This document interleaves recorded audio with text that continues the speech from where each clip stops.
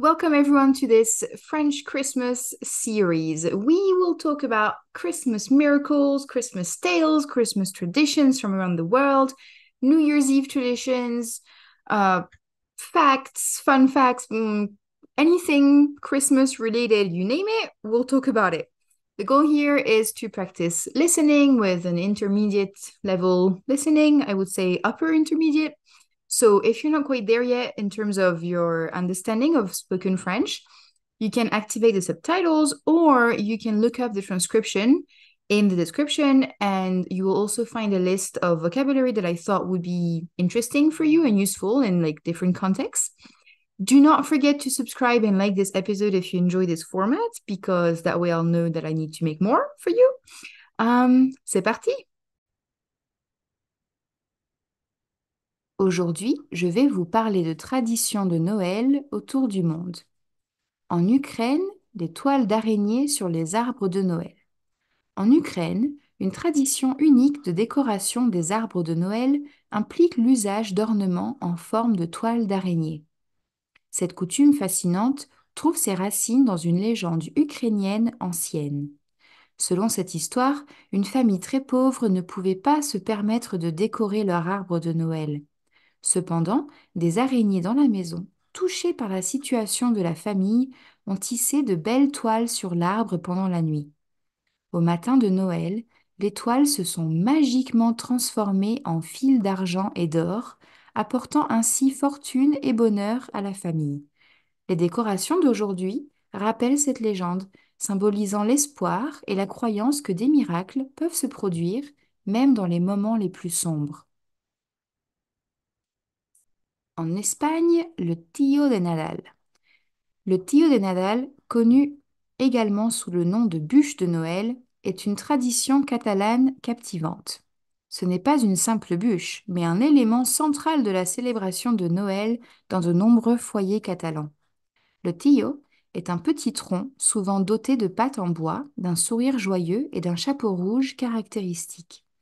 À partir du 8 décembre, jour de l'Immaculée Conception, les enfants prennent soin du Tío en le nourrissant de friandises et en le couvrant d'une couverture pour le garder au chaud.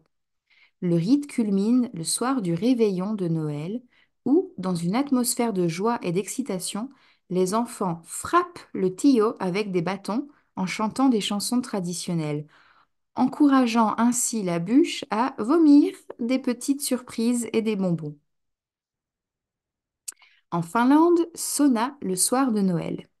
En Finlande, la tradition du sauna le soir de Noël est profondément ancrée dans la culture et considérée comme une partie essentielle de la célébration de Noël.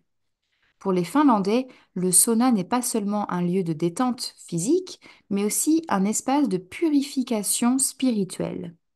Le soir de Noël, les familles se rassemblent dans le calme et la sérénité du sauna, chauffé à la perfection, pour réfléchir sur l'année écoulée et se purifier en préparation pour l'année à venir.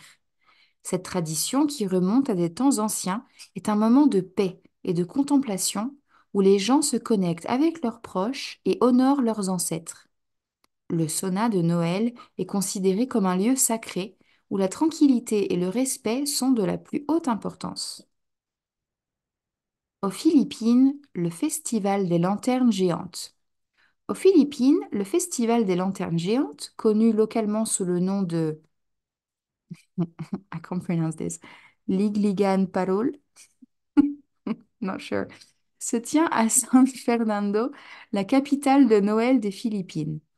Ce festival est une explosion de couleurs et de lumière, célébrant l'esprit de Noël avec une exubérance extraordinaire.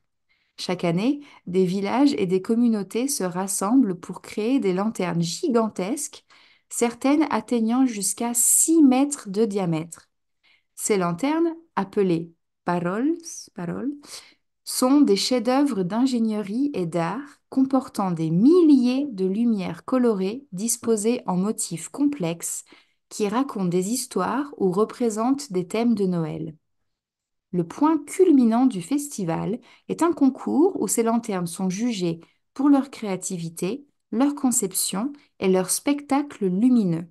La nuit, le ciel de San Fernando s'illumine de ces lanternes, créant une atmosphère magique et féerique, attirant des visiteurs de partout dans le pays et du monde entier.